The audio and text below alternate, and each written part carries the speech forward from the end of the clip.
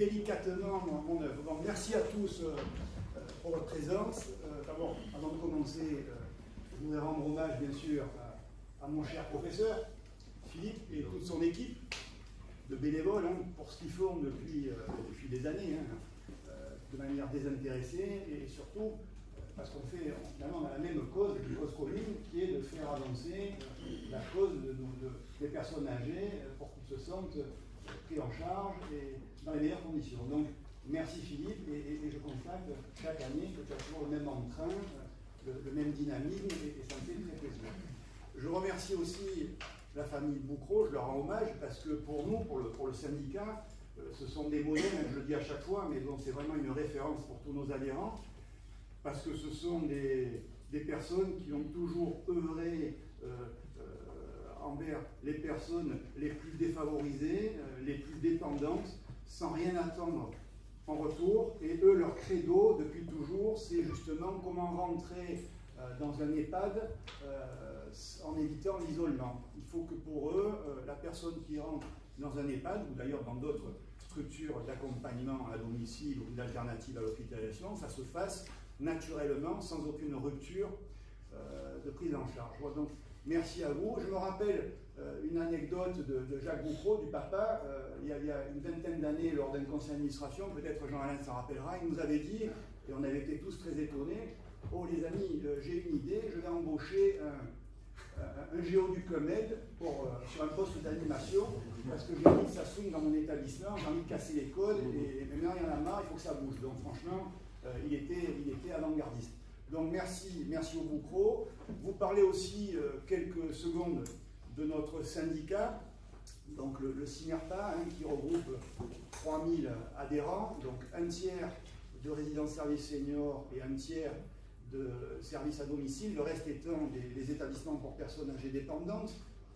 Comme tout le monde, forcément, on a été extrêmement bouleversé et chamboulé lors des révélations du livre sur les fossoyeurs qui est sorti au mois de janvier. Bon, ça nous a tous vraiment bouleversés. Mais bon, c'est comme ça, et on a décidé justement de prendre la balle au bon et d'essayer de reconstruire quelque chose, puisqu'on pense que finalement, à chaque chose, malheur est bon. Et donc, on a décidé, au niveau de notre syndicat, de modifier un certain nombre de points réglementaires, statutaires, pour donner à nos adhérents des notions d'éthique, d'engagement qu'ils n'avaient pas forcément jusqu'à présent, donc quelque chose d'opposable vraiment pour aller vers un peu plus d'éthique. On a également décidé d'ouvrir un petit peu plus nos établissements sur l'extérieur, avec donc des journées portes ouvertes, également des soirées portes ouvertes, parce que c'est vrai qu'on fait souvent des journées portes ouvertes, mais les gens qui viennent de l'extérieur ne viennent pas forcément voir ce qui se passe la nuit dans les établissements. Donc on a décidé d'avoir ce type d'initiative. On a également aussi décidé d'organiser un peu plus d'attractivité au niveau de nos métiers, donc avec une campagne de com qui va être lancée, voilà, pour essayer de susciter de nouvelles vocations et de faire que peut-être les personnes qui ont envie de s'engager dans ce secteur soient un petit peu plus sensibilisées, mobilisées, investis, et qu'on arrive justement à les entraîner dans ce secteur qui souffre, comme vous le savez, d'énormément de tensions. Voilà, on a aussi, il faut le savoir, participé énormément au choc de transparence et de confiance qui a été voulu par les pouvoirs publics. On les a accompagnés sur toute la parution des décrets qu'ils ont voulu mettre en œuvre pour que les établissements soient plus ouverts, plus contrôlés, avec des certifications de services à tout niveau. Voilà, donc on a accompagné ce mouvement et c'est une bonne chose. Voilà, donc sachez que les opérateurs du secteur privé que je représente sont mobilisés, sont investis, sont passionnés par leur métier et ont envie que l'image des EHPAD change et mettent tout en œuvre pour que justement on n'ait plus à un moment donné à se retrouver devant des situations qui soient terribles, comme celles que nous avons encore une fois tous vécues collectivement en début d'année.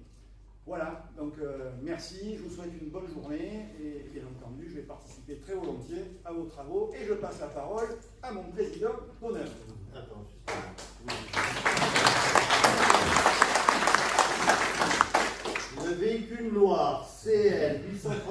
Cette appartient à quelqu'un de cette pièce? Non? C'est à moi. Il a été écrasé par la grue. Il est en plein milieu, il occupe deux places. Et les ouvriers sont... C'est gênant pour ce soir.